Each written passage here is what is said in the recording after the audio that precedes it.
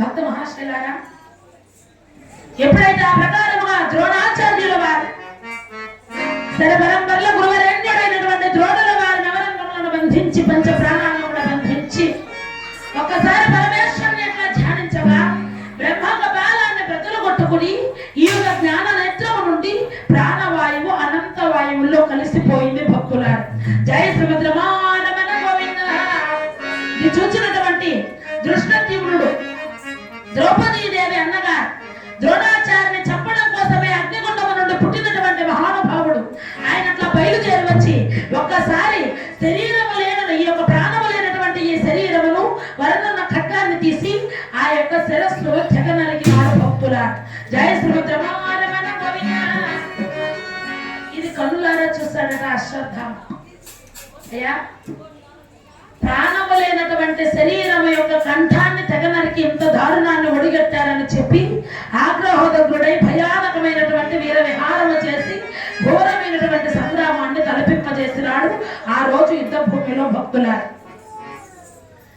సర్వ సైన్యాధికారి అయినటువంటి ద్రోణాచార్యుల వారు ఎప్పుడైతే ఆయన పరమపదించినాడో ఇక మిగిలినటువంటి సైన్యములన్నిటికీ కూడా ప్రాణమిత్రుడైనటువంటి రాధాత్మజుణ్ణి సకల సైన్యాలకు అధినాయకుడిగా ప్రకటించారు.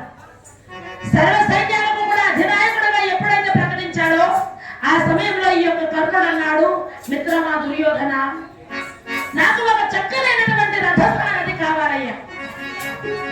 రథసారథ్యము చేసేటటువంటి వాడు ఎట్లా ఉండాలయ్యా అంటే శత్రువులు మన పైన వేస్తున్నటువంటి బాణాలు మనకు తగలకుండా ఆ రథాన్ని పక్కకు తప్పించి చాకచక్యంగా రథాన్ని నడపాలి అని. ప్రస్తుతానికి నాకున్న రథసారథి ఎట్లాంటి వాడు, పక్క వాళ్ళ పైకి వేసే బాణాలు కూడా వచ్చి నాకే దొరుకుతున్నాయి. అట్లా దొరుకుతున్నాడు రథం. వాడితో వేగలేక చచ్చిపోతున్నాను. నాకు ఒక మంచి రథసారథి కావాలి మిత్రమా అన్న. చెప్పు కన్నా, యావత్ సైన్యములలో నీకు తగిన రథసారథి ఎవడో చెప్పు అన్నాడు. మద్రభూవరుడైనటువంటి శల్యుడి మామ శ్రీకృష్ణ పరమాత్మతో సమానముగా రథసారథ్యము చేయగలిగినటువంటి వీరాధి వీరుడు. అందుకని చెప్పి ఆయన అయితే నాకు బాగుంటుందని చెప్పి నేను అనుకుంటున్నానయ్యా అన్నాడు. దాన్నే భాగ్యం, అట్లాగే పదవయ్యా అని చెప్పి కర్ణుని వెంట పెట్టుకొని శల్యుడి దగ్గరకు వస్తున్నాడు. అప్పటికే ఇక్కడ మద్రభూవరుల వారు ఎట్లా ఉన్నారయ్యా అంటే బ్రహ్మాండముగా యుద్ధానికి సంసిద్ధమవుతున్నాడు. చక్కగా మధులోలుడైనటువంటి ఆయన దిశా కథలతో రాత్రి దాకిన మొత్తంగా దిగలేదట.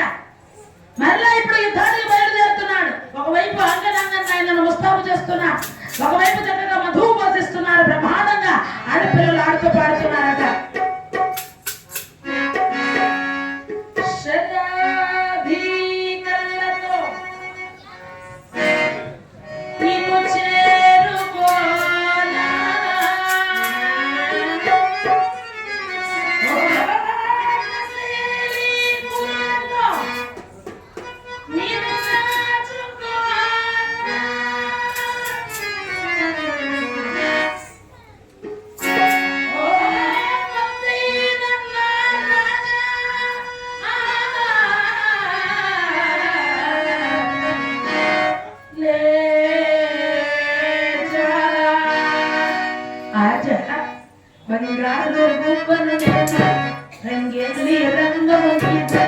బంగారు